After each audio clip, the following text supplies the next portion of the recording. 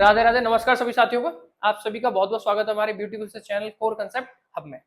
हमारे 5 लेक्चर हो चुके हैं और लास्ट वाले लेक्चर में मैंने बात करी थी आपसे हेनरी लॉ की, हेनरी लॉ के लिमिटेशंस, हेनरी लॉ के एप्लीकेशन, हेनरी लॉ के न्यूमेरिकल और हेनरी लॉ का ग्राफ। ये बात मैं आपसे कर चुका हूं। उसी टर्म को, किस टर्म को, सॉल्यूशन के टर्म को हम आगे बढ़ाते हुए अब हम बात करेंगे। इस लेक्चर में हम आपसे बात करेंगे वेपर प्रेशर की, वेपर प्रेशर को अफेक्ट करने वाले फैक्टर्स की, राउट लॉ। अब राउट लॉ में बेटा हम positive deviation, negative deviation, ideal, non ideal solution, azeotropic mixture, ये सारी चर्चाएं इस लेक्चर के अंदर हम करेंगे। तो बात करते हैं वेपर प्रेशर की कि वेपर प्रेशर क्या है। थोड़ा वेपर प्रेशर को जानने से पहले हमें यह पता होना चाहिए कि वेपर प्रेशर हम किस टाइप के सॉल्यूशन के लिए पढ़ते हैं। भाई हमें क्लास 12 में 3 ही तो सॉल्यूशन पढ़ने हैं ना, एक तो सॉलिड इन लिक्विड, दूसरा लिक्विड इन लिक्विड और तीसरा पढ़ना है हमको गैस इन लिक्विड। जब सॉलिड को लिक्विड में डिसॉल्व करते हैं उसके लिए कॉलिगेटिव प्रॉपर्टी पढ़ेंगे, और जब हम लिक्विड को लिक्विड में डिसॉल्व करेंगे उसके लिए वेपर प्रेशर, राउट लॉ, ये पढ़ेंगे किसके लिए, लिक्विड इन लिक्विड के लिए। और गैस लिक्विड वाले की हम चर्चा कर चुके हैं। थोड़ा वेपर प्रेशर की बात करने के लिए आपको यह पता चल गया कि वेपर प्रेशर की हम बात करेंगे लिक्विड लिक्विड के लिए। जब मैं लिक्विड को लिक्विड में डिसॉल्व करूंगा तब उसके लिए वेपर प्रेशर की बात करेंगे।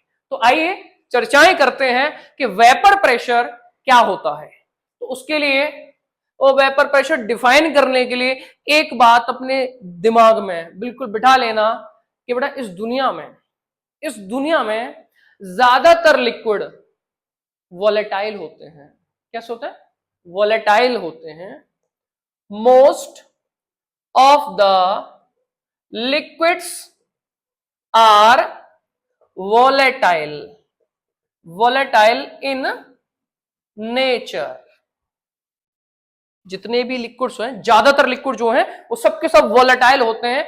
कुछ स्पेसिफिक होंगे जो वोलेटाइल नहीं होंगे। तो ज्यादातर लिक्विड कैसे हैं? आप ये भी कह सकते हैं सबके सब लिक्विड वोलेटाइल होते हैं। वोलेटाइल का मतलब क्या है? वोलेटाइल इन नेचर, वोलेटाइल का मतलब क्या है?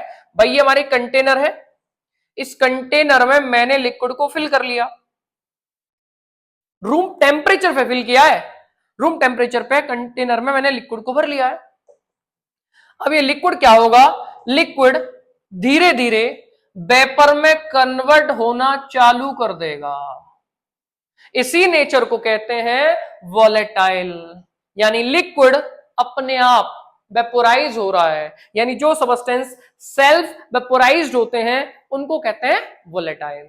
तो most of the liquids are volatile in nature. कोई भी लिक्विड ले लो रे, वाटर, एल्कोहल, ईथर, अगर आप उनको क्लोज कंटेनर में रूम टेम्परेचर पर रखोगे तो अपने आप वो वेपर में कन्वर्ट होगा। इसी नेचर को कहते हैं वोलेटाइल इन नेचर। अब हमें बात करनी है भैया वेपर प्रेशर की। वेपर प्रेशर क्या होता है? तो उसके लिए इसी कंटेनर को दोबारा से ले लीजिए कि सर हमारे पास ये कोई लिक्विड है, ये मैंने लिक्विड कंटेनर में मैंने भर लिया रूम टेम्परेचर पे। अब क्या होगा? ये लिक्विड धीरे धीरे वेपर में कन्वर्ट होना स्टार्ट होगा, धीरे धीरे वेपर में कन्वर्ट होना स्टार्ट होगा। तो स्टार्टिंग में क्या होगा? स्टार्टिंग में rate of vaporisation, rate of vaporisation कैसा होगा? स्लो। स्टार्टिंग में लिक्विड को मैंने भर लिया है तो स्टार्टिंग में क्या होगा? स्टार्टिंग में रेट ऑफ वेपोरेशन, मतलब ये जो लिक्विड वेपर में जो कन्वर्ट हो रहा है उसको कहते हैं रेट ऑफ वेपोरेशन। तो स्टार्टिंग में रेट ऑफ वेपोरेशन स्लो होगा, धीरे धीरे क्या होगा? धीरे धीरे बेटा ये रेट ऑफ वेपोराइजेशन बढ़ेगा, यानी यहां पे वेपर के मॉलिक्यूल्स बढ़ते जाएंगे। जैसे जैसे समय होता जाएगा वेपर के मॉलिक्यूल बढ़ते जाएंगे। कुछ टाइम बाद क्या होगा बेटा? रेट ऑफ वेपोराइजेशन काफी बढ़ चुका होगा।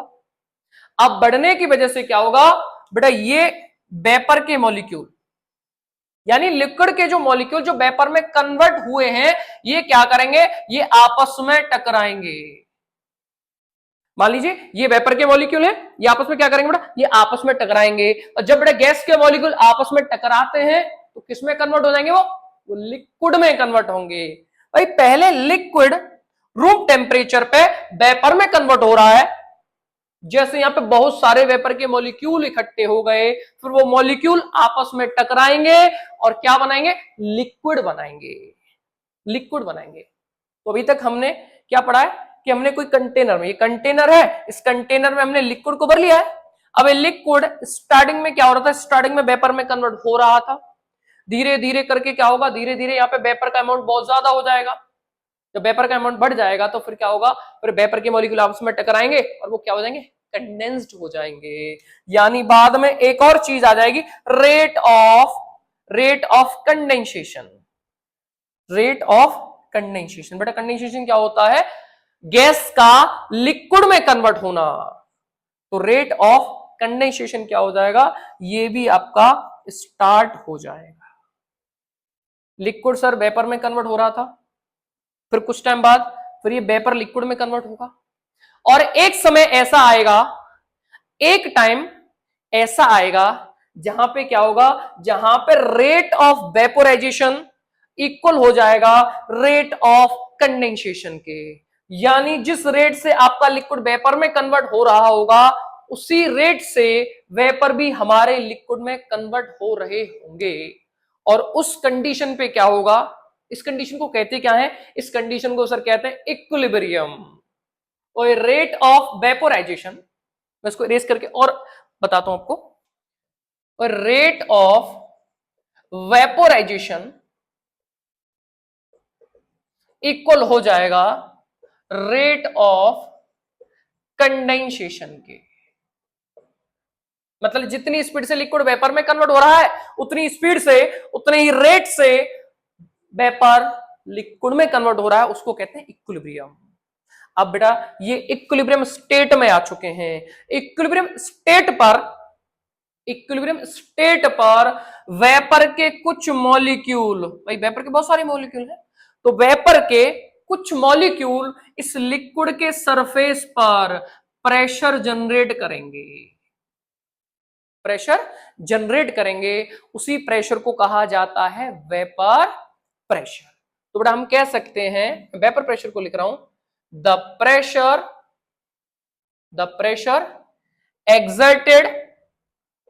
exerted by the vapor on the surface of liquid in equilibrium, दोबारा से समझ लीजिए कि बेटा हमारे पास ये कंटेनर था, मैं इरेज करते रहा हूं बस, ये हमारे पास एक कंटेनर है, कंटेनर में मैंने लिक्विड को भर दिया है। तो ये लिक्विड, कोई भी लिक्विड ले लो, कोई भी लिक्विड ले लो, वो लिक्विड रूम टेम्परेचर पे धीरे धीरे वेपर में कन्वर्ट होना चालू हो जाएगा। धीरे धीरे क्या होगा बेटा, वेपर के मॉलिक्यूल्स बढ़ जाएंगे। जब उसके मॉलिक्यूल्स बहुत सारे हो जाएंगे तो ये मॉलिक्यूल क्या करेंगे बेटा, आपस में टकराएंगे, आपस में टकराएंगे, और आपस में टकराने के बाद क्या होगा, कंडेंस हो जाएंगे। यानी वेपर आपके लिक्विड में वापस लिक्विड में कन्वर्ट हो जाएंगे। ऐसे धीरे धीरे क्या होगा, धीरे धीरे बेटा ऐसी कंडीशन आ जाएगी जहां पर रेट ऑफ वेपोराइजेशन इक्वल हो जाएगा रेट ऑफ कंडेंसेशन के। तो यानी इक्विलिब्रियम की स्टेट आ गई। इक्विलिब्रियम की स्टेट पर वेपर के कुछ मॉलिक्यूल लिक्विड के सरफेस पर एक प्रेशर लगाएंगे, उस प्रेशर को कहा जाएगा वेपर प्रेशर। इस लिक्विड के सरफेस पर ये जो वेपर प्रेशर जनरेट करेंगी उसको वेपर प्रेशर कहते हैं। कंडीशन क्या है, किसमें होना चाहिए, इक्विलिब्रियम में होना चाहिए। ये मैंने आपसे बात कर ली बेटा वेपर प्रेशर की। अब मैं आपसे बात करता हूं factor affecting the vapour pressure, factor affecting the vapour pressure. तो बेटा इसमें पहले हम बात कर लेते हैं इंटरेक्शन बिटवीन पार्टिकल। और पार्टिकल में जितना ज्यादा इंटरेक्शन होगा, पार्टिकल जितने ज्यादा आपस में मिल रहे होंगे, जितने नजदीक होंगे, इंटरेक्शन ज्यादा है। जब इंटरेक्शन ज्यादा होगा, और जब इंटरेक्शन ज्यादा होगा तो ये लाइन ध्यान रखना, ये लाइन बहुत काम आएगी इस चैप्टर में, कि जब भी इंटरेक्शन बढ़ेगा तो बॉइलिंग पॉइंट बढ़ेगा। जब बॉइलिंग पॉइंट बढ़ेगा ना तो वेपर प्रेशर डिक्रीज होगा। इसको थोड़ा और अलग तरीके से समझ ले रहे हैं। एक मैंने H2O की बात कर ली, और एक मैंने आपसे ईथर की बात कर ली, और एक मैंने आपसे एल्कोहल की बात कर ली। मैंने 3 लिक्विड ले लिए, एक मैंने वाटर ले लिया है, एक मैंने ईथर ले लिया है, और एक मैंने ले लिया है एल्कोहल। अब मैं पूछूं आपसे, मैं जानना चाहूं आपसे कि वेपर प्रेशर किसका ज्यादा होगा, तो उसके लिए आप ये देखेंगे कि हाइड्रोजन बॉन्ड कौन ज्यादा बना रहा है। क्या? और एक नया लफड़ा कहां से आ गया, हाइड्रोजन बॉन्ड। बेटा हाइड्रोजन बॉन्ड के लिए एक बात पहले ध्यान रखना कि हाइड्रोजन बॉन्ड जब बनता है जब फोन आएगा, फोन, अब ये वाला फोन, फ्लोरीन, ऑक्सीजन, नाइट्रोजन, अगर इन तीनों में से कोई एक एलिमेंट आ रहा है तो हाइड्रोजन बॉन्ड बनेगा, अदरवाइज हाइड्रोजन बॉन्ड नहीं बनेगा। तो सर यहां कैसे पहचानेंगे, तो अभी बेटा यहां पे आप ये ध्यान रख लीजिए कि जितने ज्यादा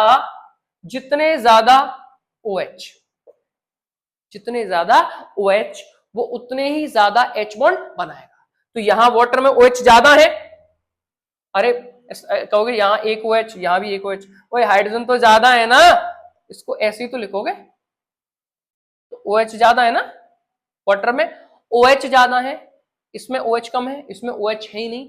तो जितने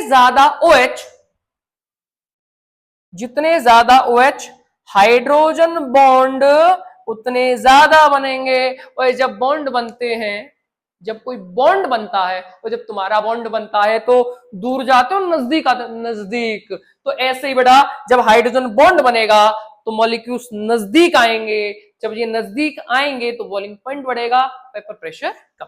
तो ओवरऑल कंक्लूजन ये रहा हमारा कि जब भी इंटरेक्शन बढ़ेगा, सर मैं लैंग्वेज में लिखना है कैसे लिखें, ओए ऐसे लिख दो ना कि इंटरेक्शन बढ़ेगा, बॉइलिंग पॉइंट बढ़ेगा, तो वेपर प्रेशर कम। तो पहला हो गया बेटा इंटरेक्शन बिटवीन पार्टिकल। दूसरा मैं आपसे बात करूंगा टेम्परेचर की। अगर हम टेम्परेचर बढ़ाएंगे तो वेपर प्रेशर बढ़ेगा या घटेगा? Temperature, temperature. तो बेटा मैं आपसे बात कर रहा हूं कि अगर हम टेम्परेचर को चेंज करेंगे तो वेपर प्रेशर पे क्या इफेक्ट आएगा। तो यहां ध्यान रखना कि भैया जो रेट ऑफ वेपोराइजेशन होता है ना, जो रेट ऑफ वेपोराइजेशन होता है वो डायरेक्टली प्रोपोर्शनल होता है टेम्परेचर के। ये हमारे पास कोई कंटेनर है, इसमें हमने लिक्विड को भर लिया है, लिक्विड को इसके अंदर भर लिया है। अगर हम टेम्परेचर बढ़ाएंगे, टेम्परेचर बढ़ाएंगे तो क्या होगा, टेम्परेचर बढ़ाएंगे तो भैया वेपोराइजेशन का रेट बढ़ जाएगा, वेपोराइजेशन का रेट बढ़ जाएगा, यानी लिक्विड जल्दी जल्दी वेपर में कन्वर्ट होने लगेगा। अब तुम ये कहोगे सर जब इनका रेट बढ़ रहा है तो ये मॉलिक्यूल भी तो तेजी से टकराएंगे, जब ये तेजी से टकराएंगे तो कंडेंसेशन का भी रेट बढ़ेगा, कंडेंसेशन का रेट भी बढ़ेगा। हाँ बेटा आपका रेट ऑफ वेपोरेशन बढ़ता है, रेट ऑफ कंडेंसेशन भी बढ़ता है, लेकिन जो रेट ऑफ वेपोरेशन होता है वो ज्यादा अमाउंट में बढ़ता है। अब ज्यादा कंफ्यूजन होने के लिए आप इतना ध्यान रखिएगा कि जब भी सर टेम्परेचर बढ़ेगा, जब भी टेम्परेचर बढ़ेगा तो लिक्विड आपका जल्दी जल्दी आपका वेपर में कन्वर्ट होने लगेगा, और ज्यादा मॉलिक्यूल होंगे वो ज्यादा प्रेशर लगाएंगे लिक्विड के सरफेस पे, लिक्विड के सरफेस पे वेपर प्रेशर ज्यादा होगा। देखिए अभी मैंने आपसे एक लिक्विड की बात करी है, एक लिक्विड को हमने कंटेनर में भर लिया है, उसके लिए मैंने वेपर प्रेशर की बात करी है। अब मैं आपसे बात करूं बेटा दो लिक्विड की। वेपर प्रेशर में हमने एक लिक्विड की बात कर ली है, अब हम बात करते हैं दो लिक्विड की। हमारे पास ये दो लिक्विड है बेटा, ये तो है लिक्विड ए, और ये हमारे पास दूसरा लिक्विड है, ये है लिक्विड बी। तो लिक्विड ए का जो वेपर प्रेशर है वो है बेटा P0A, और इसका जो वेपर प्रेशर है वो है बेटा P0B। तो देखिए P0A रिप्रेजेंट करेगा, P0A रिप्रेजेंट करेगा vapour pressure of A in pure state. जब दोनों इन प्योर स्टेट, जब दोनों अलग होंगे, देखो ए आपका अलग है तो इसका जो वेपर प्रेशर है बेटा वो होगा P0A, और जो P0B होगा बेटा वो होगा vapour pressure of be in pure state. हमारे पास भाई दो लिक्विड है, लिक्विड ए लिक्विड बी, ए का वेपर प्रेशर बेटा P0A और बी का वेपर प्रेशर है P0B। देखिए हम ना राल्स लॉ के न्यूमेरिकल करेंगे तो वहां सबसे पहले हम कंफ्यूज ये होते हैं कि वेपर प्रेशर और पार्शियल वेपर प्रेशर में। तो ध्यान रखना अगर मैं आपसे वेपर प्रेशर बोल रहा हूं, वेपर प्रेशर, तो मतलब पी नोट और पी नोट बी की मैं आपसे बात कर रहा हूं। तो सर हमारे पास ये दो लिक्विड है, इसका vapour pressure P naught A है, इसका vapour pressure P naught B है, मैंने इन दोनों लिक्विड को ही मिला दिया, दोनों लिक्विड को ही मिला दिया। मान लीजिए ये आपके ए के पार्टिकल हैं और ये आपके बी के पार्टिकल हैं। भाई जब दोनों लिक्विड हैं तो वेपर में कन्वर्ट होंगे। मैंने कहा है ना, इस दुनिया का कोई भी लिक्विड वो वोलेटाइल नेचर का होता है तो अपने आप वेपर में कन्वर्ट होगा। तो ए और बी को मैंने मिला दिया है, ये मिक्सचर बन गया। अब मिक्सचर बी किसमें कन्वर्ट होगा? वेपर में। ये बड़ा ए के वेपर है और ये बी के वेपर है। पहले भी तो ऐसे थे, पहले क्या था, पहले बड़े ये अलग थे, तो ये ए के वेपर अलग थे और ये बी के वेपर अलग थे। अब दोनों को मिला दिया है, मिलाने के बाद ये किसकी वेपर है? ये बड़ा आपके ए के वेपर है और ये आपके बी के वेपर है। तो इसमें कहा जाए, इसे कहा जाएगा पी ए, इसे कहा जाएगा पीबी। तो पी ए क्या है बेटा? पी ए होता है partial vapour pressure of A और पीबी होगा आपका partial vapour pressure of B. और किसमें? In solution. और ये किसमें? In solution. मतलब जब मान लीजिए मेरे पास ये दो लिक्विड हैं, लिक्विड ए लिक्विड बी, दोनों को कंबाइन नहीं किया, अलग अलग किया गया है और मैं कह रहा हूं इसका वेपर प्रेशर ए है, पी नोट ए है, इसका vapour pressure P naught B है। जब दोनों अलग होते हैं उस समय बात करते हैं पी नोट ए और पी नोट बी की। जब हमने दोनों को मिला दिया, मिलाने के बाद अगर मैं वेपर प्रेशर की बात कर रहा हूं तो उसको कहते हैं पार्शियल वेपर प्रेशर। तो हमने लिक्विड को मिला दिया, वो वेपर में कन्वर्ट हो गए हैं, ये भी वेपर, ये भी वेपर। वेपर मतलब गैस। हमने गैस को, ये किसका मिक्सचर? ये अब गैस का मिक्सचर हो गया ये वाला, ये तो लिक्विड का है, ये वेपर में कन्वर्ट हो गया, ये किसका मिक्सचर है? गैस का मिक्सचर। जब जब दुनिया में गैस के मिक्सचर की बातें होंगी, गैस के इंडिविजुअल प्रेशर को मिलाने की बातें होंगी, तब तब चर्चाओं में कौन आएंगे? जब तब चर्चाओं में आएंगे बेटा डाल्टन्स। कौन? तब डाल्टन आएंगे। तो डाल्टन क्या कहते हैं? डाल्टन ये कहते हैं, मान लीजिए हमारा एक कंटेनर है, इस कंटेनर में मैंने दो गैस मिला दी, दो से ज्यादा भी मिला सकते हैं। मान लीजिए N2 मिला दी और मैंने O2 मिला दी। मान लो N2 का जो वेपर प्रेशर है वो मान लीजिए वो आपका P1 है और इसका वेपर प्रेशर आपका, इसका प्रेशर P2 है। तो टोटल सॉल्यूशन कितना हो जाएगा? तो सर टोटल सॉल्यूशन हो जाएगा P1 प्लस P2। अगर मैं कोई तीसरी गैस और मिला देता, उसका प्रेशर होता P3, तो टोटल प्रेशर हो जाता आपका P1 plus P2 plus P3। यहां से दोबारा से देखिए बेटा, हमने दो लिक्विड मिला दिए, ये मिल गए। अब ए लिक्विड के वेपर ये रहे, उसका वेपर प्रेशर ये रहा, बी लिक्विड का वेपर प्रेशर ये रहा, तो यानी वेपर प्रेशर मिक्स हो गया, वेपर प्रेशर मिक्स हो गया। अगर मैं इस टोटल प्रेशर की मैं बात करूंगा तो पीटी इक्वल हो जाएगा बेटा पीए प्लस पीवी। और देखिए पीए क्या है? पीए क्या है बेटा? पीए होता है हमारा partial vapour pressure of A और पीबी होगा partial vapour pressure of B. यानी ए का वेपर प्रेशर कंबाइंड स्टेट में, बी का वेपर प्रेशर कंबाइंड स्टेट में। भाई हमने ऐसे लिक्विडों को मिला लिया है, ऐसे करके लिक्विड्स को मिला लिया है। ए का वेपर प्रेशर इतना है और बी का वेपर प्रेशर इतना है। तो डाल्टन्स के अकॉर्डिंग क्या हो गया बेटा? डाल्टन्स के अकॉर्डिंग पीटी इक्वल हो गया पीए प्लस पी। ठीक है।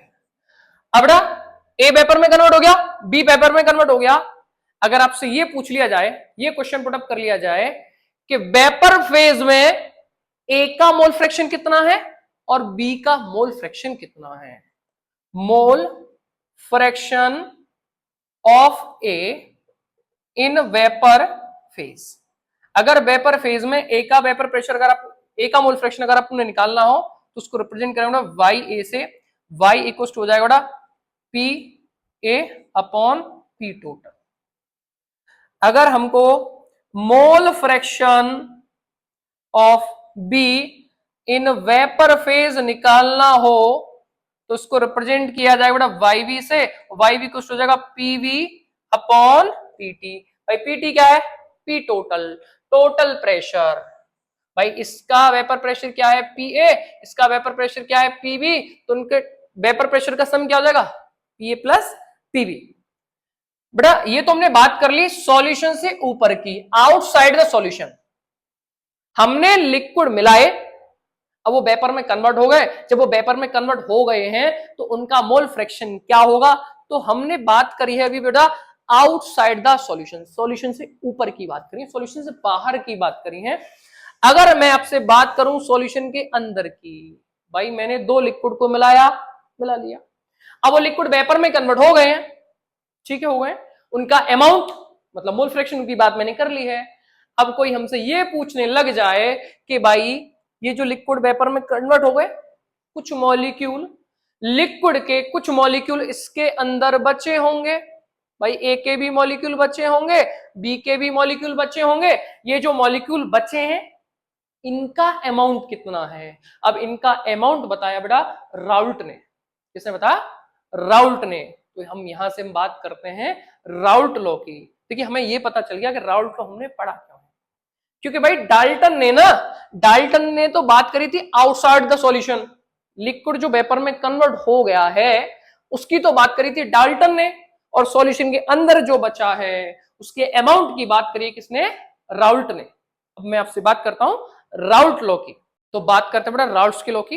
देखिए राउल्ट्स का लॉ क्यों पढ़ रहे हैं भाई? हमने दो लिक्विड को मिला लिया, ये दो लिक्विड हमने मिला लिए, ये बड़ा लिक्विड ए के मॉलिक्यूल और ये लिक्विड बी के मॉलिक्यूल। वैसे तो ये यूनिफॉर्मली डिस्ट्रीब्यूटेड होंगे, हर जगह बराबर डिस्ट्रीब्यूटेड होंगे, थोड़े दोनों के दोनों लिक्विड हैं, जब दोनों के दोनों लिक्विड हैं तो भैया वो वेपर में कन्वर्ट होंगे, बता चुके सभी लिक्विड वेपर में कन्वर्ट होते हैं रूम टेम्परेचर पे, कुछ स्पेसिफिक केस होते हैं उनको छोड़कर।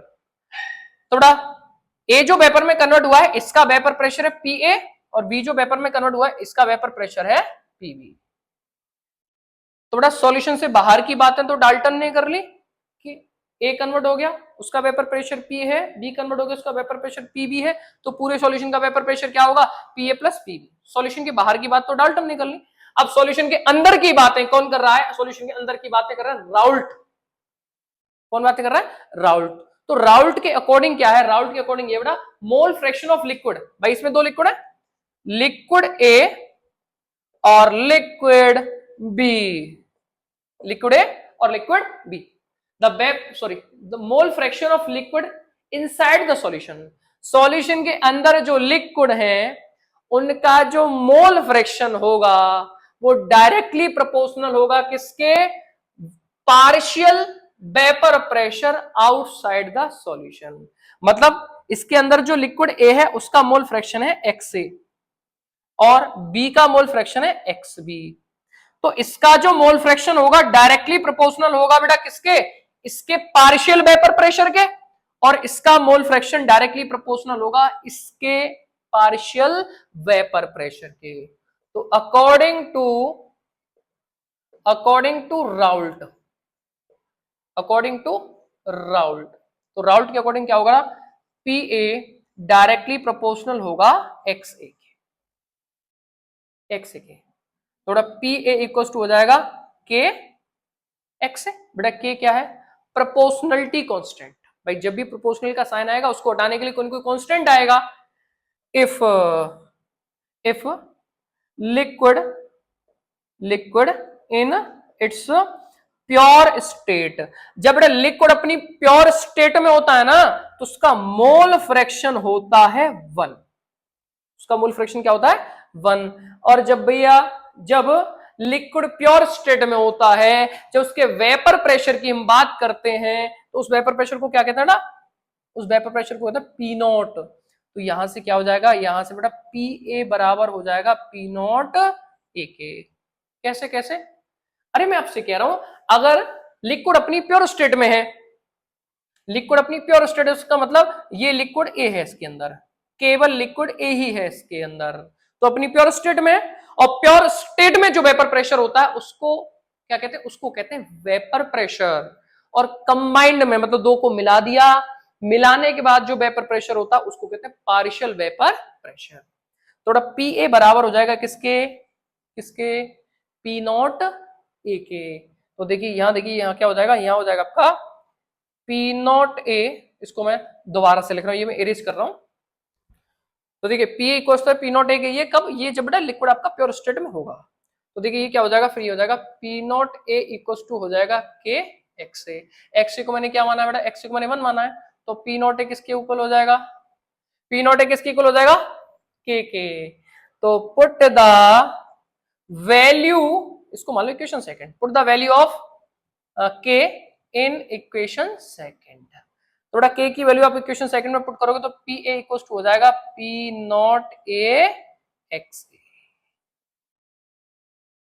तो इसका मतलब क्या हो गया, इसका मतलब क्या हो गया, इसका मतलब ये हो गया कि भाई हमने एक सॉल्यूशन बनाया था, उस सॉल्यूशन में दो लिक्विड थे ए और बी, ए का वेपर प्रेशर ये था, बी का वेपर प्रेशर ये था, कंबाइंड स्टेट में ए का वेपर प्रेशर ये, बी का वेपर प्रेशर ये। अगर ए का वेपर प्रेशर में निकालना है तो क्या करेंगे, vapour pressure in pure state into mole fraction, B का निकालना है, अगर बी का निकालना होगा तो vapour pressure of B pure state into mole fraction of B. थोड़ा पी टोटल कैसे निकालते हैं, पी टोटल कैसे निकालेंगे, P A plus P B, तो यहीं से हमारे आ जाएगा ना, तो पी कोस टू क्या जाएगा, P naught A X A plus P naught B X B. यही है राउल्ट का लॉ, ये है राउल्ट का लॉ। अब बेटा इसी लॉ को मैं एक दूसरे तरीके से एक्सप्लेन करता हूं। देखिए राल्ट लॉ, ये राल्ट लॉ की बातें हम दो तरीके से करते हैं, किसके लिए बेटा, राल्ट लॉ की बातें देखो हम करते हैं Raoult's law, Raoult's law for solution containing volatile liquid. जब सॉल्यूशन में वॉलेटाइल लिक्विड है उस समय जो भी समझाया ना वही वाला लॉ है, वही लॉ है। भाई हमने एक सॉल्यूशन तैयार किया, बेटा ध्यान रखना एक क्लोज कंटेनर होगा, हमने सॉल्यूशन बनाया, सॉल्यूशन में दो लिक्विड डाले ए और बी, थोड़ा ए का वेपर प्रेशर है पी ए, पार्शियल वेपर प्रेशर, इसका पार्शियल वेपर प्रेशर है पी ए, इसका मोल फ्रैक्शन है एक्स ए, इसका पार्शियल वेपर प्रेशर है पी बी, इसका मोल फ्रैक्शन है एक्स बी। बेटा ये मैंने आपको बता दिया पी ए और पी बी कब होंगे, जब वो वेपर में कन्वर्ट हो गया होगा, तो वेपर का जो प्रेशर होगा कंबाइंड स्टेट में वो पी ए और पी बी होते हैं। तो ये एक्स और एक्स बी किसमें है, ये सॉल्यूशन के अंदर का अमाउंट है। तो अकॉर्डिंग टू राउल्ट, इसको दोबारा सुन लो भाई, मैंने एक सॉल्यूशन बनाया, सॉल्यूशन में दो लिक्विड डाले, जिसमें से ए का पार्शियल वेपर प्रेशर है पी ए, मोल फ्रैक्शन है एक्स ए, और बी का partial vapour pressure P B, mole fraction है एक्स बी। तो राउल्ट लॉ के अकॉर्डिंग क्या होगा, पी ए डायरेक्टली प्रोपोर्शनल होगा एक्स ए के, और पी बी डायरेक्टली प्रोपोर्शनल होगा एक्स बी। तो बेटा पी ए इक्वल्स टू, मैं एक डायरेक्ट तरीका बता रहा हूं आपको, तो भाई प्रोपोर्शनलिटी का साइन हटाने के लिए, इसको हटाने के लिए कोई ना कोई कांस्टेंट आएगा, तो यहां हो जाएगा P naught A X A, और पी बी इक्वल्स टू हो जाएगा P naught B X B. थोड़ा ए का partial vapour pressure of A, partial vapour pressure of B, पूरे सॉल्यूशन का वेपर प्रेशर क्या हो जाएगा, तो P इक्वल टू हो जाएगा P A plus P B. और पी ए की वैल्यू कैसे निकालते हैं बेटा, ये वैल्यूज कैसे निकालते हैं, पी ए की value P naught A X A plus P naught B X B. ये हो गया हमारा पूरे सॉल्यूशन का वेपर प्रेशर। अगर राल्ट लॉ हमें एक्सप्लेन करना होगा तो कैसे एक्सप्लेन कर देंगे, तो पूरे सॉल्यूशन का जो वेपर प्रेशर होगा वो इक्वल होगा, देखो total vapour pressure of the solution is equal to the sum of partial vapour pressure of A and B. A और बी के पार्शियल वेपर प्रेशर का सम पूरे सॉल्यूशन के वेपर प्रेशर के बराबर होगा। ये एक बेटा कौन सा है, यह है Raoult's law for solution containing volatile liquid. अगर आपने ए और बी आपके लिक्विड है, ये दोनों आपके वेपर में कन्वर्ट हो गए, वेपर में कन्वर्ट हो गए, जब ये वेपर फेज में कन्वर्ट हो गए हैं उस समय मोल फ्रैक्शन निकाले, तो आपको फॉर्मूला बताया था मैंने, Y A equals to P A upon P T, और वाई बी इक्वल्स टू बड़ा P B upon P T. तो इसी फॉर्मूले को हम ऐसे भी तो लिख सकते हैं, P naught A X A upon P T, और वाई बी इक्वल्स टू हो जाएगा बड़ा P naught B X B upon P T. ऐसे भी लिख सकते हैं इन फॉर्मूलों को। अब मैं आपसे बात करता हूं solution, sorry, Raoult's law for solution containing, अभी तो मैंने वोलेटाइल की बात करी है, अब मैं बात कर लेता हूं नॉन वोलेटाइल की। अब बेटा इसी में हम दूसरे केस की बात करते हैं, Raoult's law for solution containing non volatile component. बेटा एक बात का ध्यान रखना कि जो लिक्विड होते हैं लिक्विड वोलेटाइल होते हैं, लेकिन यहाँ नॉन वोलेटाइल की बात कर रहे हैं, तो नॉन वोलेटाइल कौन सा होगा? नॉन वोलेटाइल आपका होगा सॉलिड, मतलब सॉलिड को लिक्विड में डिसॉल्व कर रहे हैं। हाँ, इसकी ज्यादा जानकारी बेटा हम इसकी ज्यादा स्टडी हम करेंगे किसमें? कॉलिगेटिव प्रॉपर्टी में। तो हम बात कर ले अब इसकी, तो हमने सॉल्यूशन बनाया, अब इस सॉल्यूशन में दो सब्सटेंस है ए और बी, तो एक ऐसा है और एक ऐसा है, ए सॉलिड है, क्योंकि वो नॉन वोलेटाइल कह रहा है ना भाई, लिक्विड तो वोलेटाइल होते हैं, ए हमारा सॉलिड है, तो बड़ा ए सॉलिड है और बी हमारा लिक्विड है। और ये भी कह सकते ए कैसा है, ए आपका नॉन वोलेटाइल है। हमने सॉल्यूशन बनाया जिसमें एक सब्सटेंस कैसा है, नॉन वोलेटाइल है, तो उस समय राउल्ट के अकॉर्डिंग क्या होगा? अकॉर्डिंग टू राउल्ट, तो राउल्ट के अकॉर्डिंग होगा कि पूरे सॉल्यूशन का वेपर प्रेशर, भाई ये आपका नॉन वोलेटाइल है, ये वेपर में कन्वर्ट होगा नहीं, बी कन्वर्ट होगा, तो सॉल्यूशन का वेपर प्रेशर किस पे डिपेंड करेगा? बी पे डिपेंड करेगा। तो पूरे सॉल्यूशन का वेपर प्रेशर डायरेक्टली प्रोपोर्शनल हो जाएगा मोल फ्रैक्शन ऑफ सॉल्वेंट। तो P इक्वल्स टू, इसको हटाने के लिए, वैसे हटाने के लिए क्या करो बेटा, ऐसे ही कर लो ना, के एक्स सॉल्वेंट, भाई इसको हटाने के लिए कोई ना कोई क्या आता है, अरे कोई ना कोई कांस्टेंट आता है। फिर मैंने आपको यहां बताया था, मान लेते हैं इफ जो सॉल्वेंट है वो प्योर स्टेट में है, if solvent in its pure state, उसको मान लिया मैंने वो उसकी प्योर स्टेट में, जब वो प्योर स्टेट में होगा तो क्या होगा? पी इक्वल हो जाएगा पी नॉट के, यानी जो वेपर प्रेशर होता है, जो पार्शियल वेपर प्रेशर होता है उसको क्या बोल देते हैं? उसको फिर कहते हैं वेपर प्रेशर। तो यहीं से बेटा क्या हो जाएगा?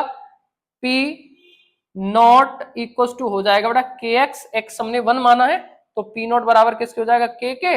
अब के की वैल्यू तुम बेटा यहां पुट कर दो, तो क्या आ जाएगा? पी इक्वल टू आ जाएगा हमारा P equal to P naught X solvent, X solvent ये हमारा आ जाएगा। अब उससे आगे वी नो दैट, बड़ा हम जानते हैं, क्या जानते हैं बड़ा? हम ये जानते हैं x solute plus x solvent equal होता है 1 की इक्वल होता है। अब यहां से हम एक्स सॉल्वेंट की अगर हम वैल्यू निकालें, थोड़ा एक्स सॉल्वेंट की वैल्यू क्या आ जाएगी? 1 माइनस एक्स सॉल्यूट, तो एक्स सॉल्वेंट की वैल्यू को यहां पुट कर दो, तो ये इक्वल हो जाएगा P equal to P naught 1 minus X solute, और यही हो जाएगा ना एक्स सॉल्वेंट की वैल्यू 1 माइनस एक्स सॉल्यूट, तो ये पुट कर दिया मैंने इधर मल्टीप्लाई में, ये इधर क्या हो जाएगा? तो ये हो जाएगा P upon P naught equal to 1 minus X solute.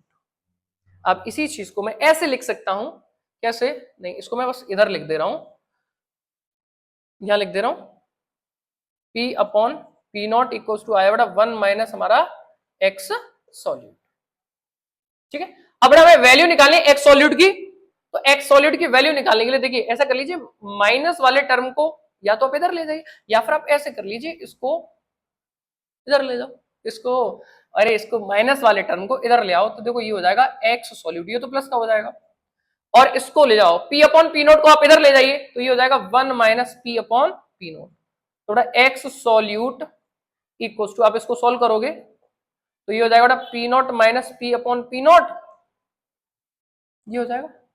अगर मैं लॉ एक्सप्लेन करना हो, Raoult's law for solution containing non volatile component, तो लॉ को तो हम बेटा यहां से एक्सप्लेन कर देंगे, इसको हम लिख देंगे द रिलेटिव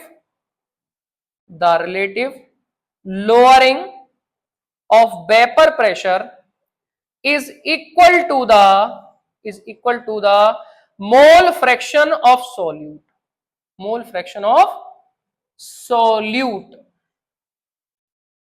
अगर राल्टो एक्सप्लेन करना हो नॉन वोलेटाइल के लिए तो आप ये लिख देंगे। अब मैं यहां से आगे कंटिन्यू करता हूं, यहां स्पेस नहीं है। तो बड़ा हमारा आ चुका है P naught minus P upon P naught equal to X solute. अब भाई सॉल्यूट का मोल फ्रैक्शन कैसे निकालते हैं? अरे हमने एक सॉल्यूशन तैयार किया तो उसमें सॉल्यूट और सॉल्वेंट होते हैं, सॉल्यूट और सॉल्वेंट होते हैं। तो इसके मोल से Na और इसके मोल से Nb, तो टोटल मोल क्या हो गया? Na plus Nb। भैया टोटल में से इसका रेशियो तो सॉल्यूट का मोल फ्रैक्शन आ जाएगा। अगर सॉल्वेंट का निकालना होता तो सॉल्वेंट के मोल अपॉन टोटल मोल। अब ये में सॉल्यूट का चाहिए तो P naught minus P equal to sorry upon P naught minus P upon P naught equal to X solute कैसे निकाले बेटा? सॉल्यूट के मोल अपॉन टोटल मोल। एक बात ध्यान रखिएगा कि हम ये जो राल्ट लॉ पढ़ रहे हैं ना, ये हम पढ़ रहे हैं डाइल्यूट सॉल्यूशन के लिए। तो डाइल्यूट सॉल्यूशन के लिए क्या होगा? For very dilute solution. तो डाइल्यूट सॉल्यूशन में क्या होगा? सॉल्यूट का अमाउंट कम होता है, अरे बहुत कम होगा, तो Na is less than Nb। तो Na क्या हो जाएगा बेटा? यहां से नेग्लेक्ट हो जाएगा, तो P naught minus P upon P naught equal to हो जाएगा Na अपॉन Nb। भाई Na क्या है? भाई Na है A के मोल और Nb क्या है? B के मोल। अब भाई Na और Nb कैसे निकालेंगे? P naught minus P upon P naught equal to Na कैसे निकाले बेटा? Given mass of A upon molar mass of A। Nb given mass of B upon molar mass of B। और अंदर अंदर वाले का मल्टीप्लाई, बाहर बाहर वाले का मल्टीप्लाई, तो P not minus P upon P not equal हो जाएगा WA इंटू MB। अरे बाहर वाले का मल्टीप्लाई होगा ना, अपॉन MA इंटू WB। अब पी नोट क्या है? पी नोट होता है बेटा vapour pressure of pure solvent, और पी होगा वेपर प्रेशर ऑफ सॉल्यूशन। और डब्ल्यू ए, यहां पे बेटा डब्ल्यू ए होगा हमारा मास ऑफ ए। कौन सा मास? Given mass. और एम ए होगा बेटा molar mass of A, molar mass of A. ऐसे फिर डब्ल्यू बी क्या हो जाएगा? डब्ल्यू बी हो जाएगा बेटा मास ऑफ बी, और एम बी हो जाएगा मोलर मास ऑफ बी। अब बेटा इसी को थोड़ा सा चेंज कर रहा हूं मैं, P naught minus P upon P naught equal to W A into M B upon M A into W B. बेटा एक बात बताइए, अगर हम किसी भी वैल्यू में अगर हम 1 का मल्टीप्लाई कर दें, 1 का डिवाइड कर दें, उससे कोई फर्क पड़ेगा? कोई फर्क पड़ेगा? नहीं पड़ेगा। तो इसमें भी कर देते हैं। कैसे? अरे 1000 का ऊपर मल्टीप्लाई और 1000 का नीचे मल्टीप्लाई। 1000 अपॉन 1000 क्या होता है? 1 होता है। 1 का मैं मल्टीप्लाई कर रहा हूं, इसको थोड़ा सा ऐसे लिखिए, P naught minus P upon P naught equal to W A into 1000 upon M A into W B. बचा क्या? ओए बचा क्या? इधर एम बी और नीचे आपका 1000। बेटा ये जो फॉर्मूला होता है, देखो ये वाला फॉर्मूला, वॉशिंग मशीन 1000 में लेगा वॉशिंगटन, ये तो भाई मोलैलिटी होती है। हाँ मोलैलिटी होती है। तो P naught minus P upon P naught equal to हो जाएगा बेटा molality into M B upon 1000। सब बता चुके हैं, बस ये ध्यान रखना स्मॉल एम क्या है बेटा? ये मोलैलिटी है, और एम बी क्या है बेटा? एम बी हमारा मोलर मास ऑफ बी। तो Raoult law for solution containing volatile component, उसकी हमने बातें कर ली है। Raoult's law for solution containing non volatile component, इसकी भी हमने बातें कर ली हैं।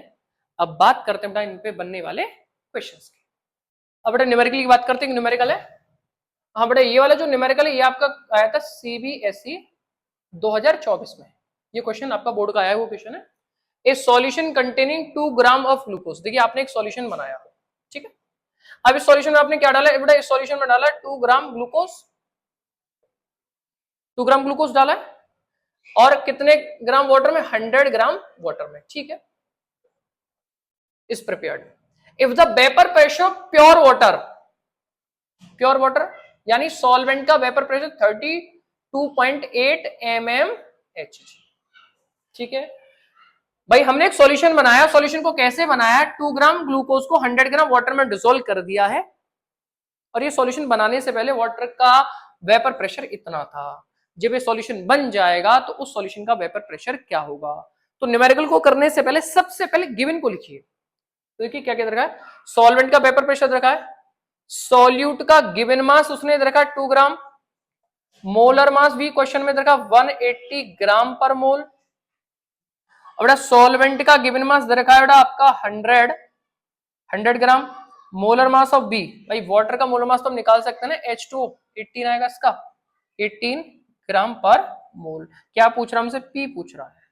सॉल्यूशन का वेपर प्रेशर ही तो हमसे पूछ रहा है, तो हम जानते हैं बेटा P naught minus P upon P naught equals to W A into M B upon M A into W B. तो पी नॉट कितना? 32.8 minus P upon 32.8 equals to W A कितना दे रखा है?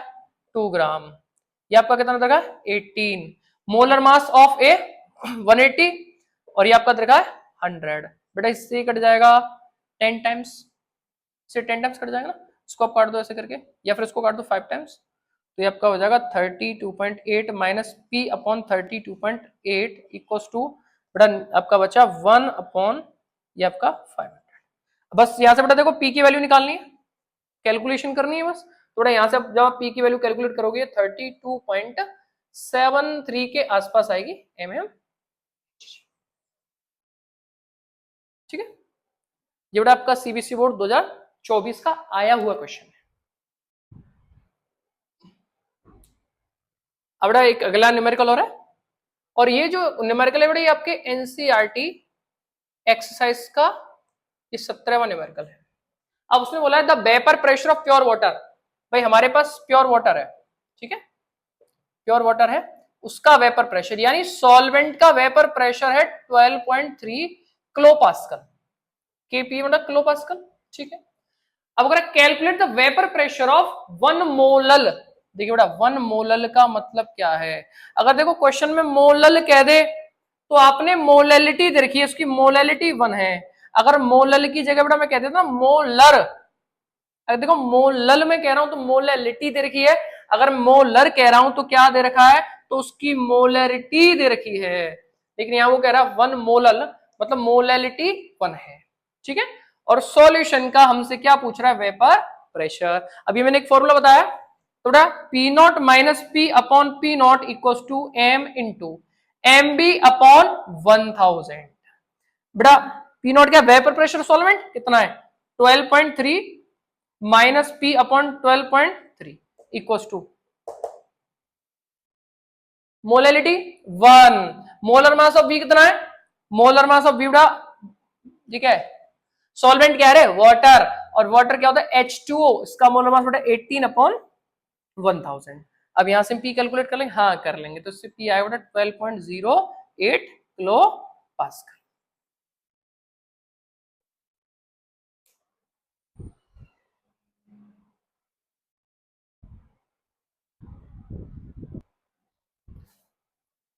देखिए इस लेक्चर में मैं यही तक बात कर रहा हूं, अगले लेक्चर में मैं अभी राउल्ट्स लॉ के न्यूमेरिकल कराऊंगा, अभी वो वाले न्यूमेरिकल कराऊंगा जिनमें वोलेटाइल लिक्विड को डाला जाएगा, यानी P equals to P naught A X A plus P naught B X P. अभी उन फॉर्मूले में मैं आपको अभी न्यूमेरिकल कराऊंगा। तो इस लेक्चर के थैंक यू, हमारे साथ जुड़े रहिए। सीबीएसई बोर्ड में जिस जिस टाइप के न्यूमेरिकल बन सकते हैं मैं आपको उस तरीके से करा दूंगा कि आपको जो न्यूमेरिकल मिलेंगे बिल्कुल फॉर्मूला बेस्ड, आपने वैल्यूज देखनी क्या क्या गिवन है और फॉर्मूला पुट करना है, बिल्कुल आपको ज्यादा सोचने की आवश्यकता नहीं पड़ेगी। तो आज के लिए बहुत बहुत धन्यवाद।